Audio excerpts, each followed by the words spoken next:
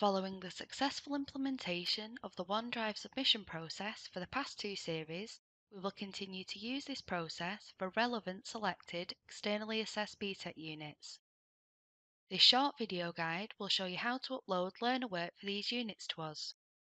We have created a secure OneDrive folder where the learner work will need to be uploaded to. Please complete the email contact form if you haven't already done so, if you have entries for the units in scope. After you have completed the form, we will send you an email.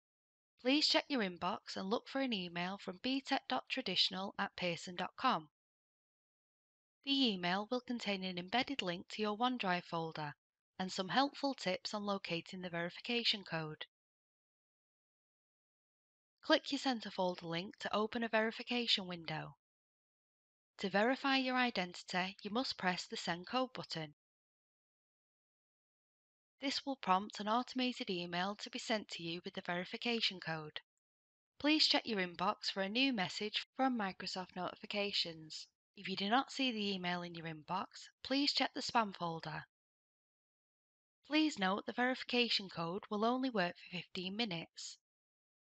Once you have copied your code, go back to the verification window, enter the code and click the Verify button. This will now give you access to your Centers folder. We encourage you to save your folder as a bookmark or favourite in your browser. In your Center folder, you will see a list of folders ordered by unit code based on the record of your entries made for the units in scope. These will be named with the unit code, assessment name, and exam submission date. We will also upload a PDF guidance document in your Center folder for you, as well as the current version of the Administrative Support Guide. Let's look at one of the folders and go through what it contains. Each unit folder will have a learner folder already created based on the entries made at the time your link was sent. A learner handout is also included for printing, which will include a guide on naming, saving, and the correct file types to use. This could be placed on the learner's desk before the exam start time, but of course doesn't have to be used. Where the assessment requires the use of a PowerPoint presentation, this now provides guidance on how to save the presentation as a PDF with speaker notes. You will also find learner place cards in each unit folder, which you can download or directly print in order to cut out the individual learner place card. You don't need to use the learner folders created for you if you've already created your own, as long as the material is added to the correct external assessment folder. To do this, you can use the upload function, or you can drag and drop the files into the main unit folder. I'm going to use the learner folders, so let's go to the first one for an example. I'm going to click on the upload option again and select to upload files. This will open a File Explorer window from where you can select the files that you want. You can upload multiple files for each individual candidate by holding either the Shift or Control key on your keyboard and selecting multiple files. Once you have selected the files that you want to upload, click on the Open button in the window. The files will then begin uploading to the OneDrive folder. How fast the file uploads is dependent on the file size, quantity of files selected, and your upload speed. You can view the upload progress by clicking on the sync icon in the top toolbar. Once the file or files have been uploaded, you will see a notification message on the toolbar. We recommend using the upload function as this is the most suitable method of uploading learner work. Please do not drag or upload learner work from a zip folder, as this results in the files becoming corrupt or blank.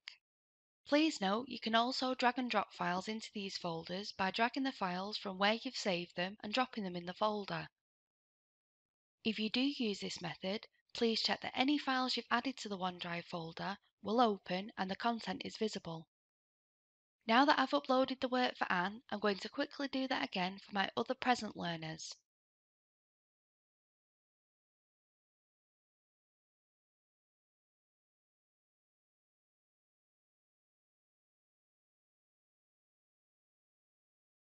Please note, centres must submit all learner work together for each learner by the submission deadline, as well as completing the attendance register and centre checklist.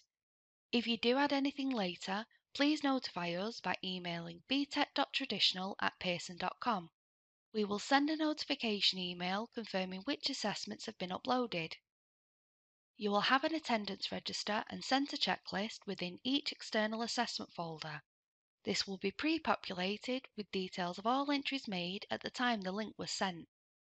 All learners who complete work should be marked as present. Please ensure there is an X in either the present or the absent column for any learner listed.